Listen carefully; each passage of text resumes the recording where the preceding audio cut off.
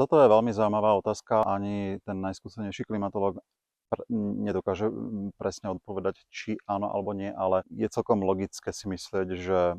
tým, že bobor dokáže veľmi efektívne zadržať v jednotlivých povodiach veľké objemy vody, pokiaľ by tieto ekosystémy dosiahli určitú, by som povedal, kritickú rozlohu alebo rozsah v krajine, tak je možné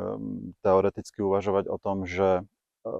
dostatok tejto vody v určitom geografickom priestore by mohol pozitívne ovplyvniť aj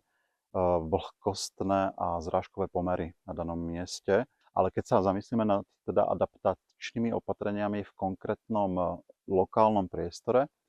napríklad sme momentálne na pomedzi Liptova a Spiša, tak v tomto regióne, ktorý je v podstate geograficky uzavretý medzi pohoriami, tak existovala by pravdepodobne šanca na to, že pokiaľ by tu bobroviská dosiahli určitú tú kritickú rozlohu, tak by mohli v tejto oblasti pozitívne ovplyvniť teda aj zrážky. To znamená, že by zrážky v tomto priestore pribúdali a nedochádzalo by k takému suchu. Ale treba povedať, že tu existuje aj určitá limitácia z pohľadu teda toho, čo poznáme. A myslím, že práve tu ten predpoklad alebo hypotézu, ktorú som teraz vyslovil, by bolo potrebné preskúmať aj detailnejším klimatologickým modelovaním práve v tomto priestore, kde sa momentálne nachádzame. Takže skôr by som videl možnosť napríklad na preskúmanie, či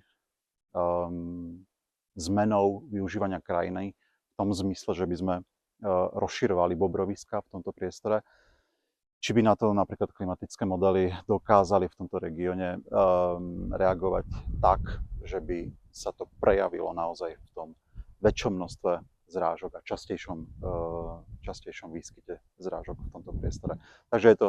stále teda dosť otvorená vec a je tu aj veľký priestor na výskum.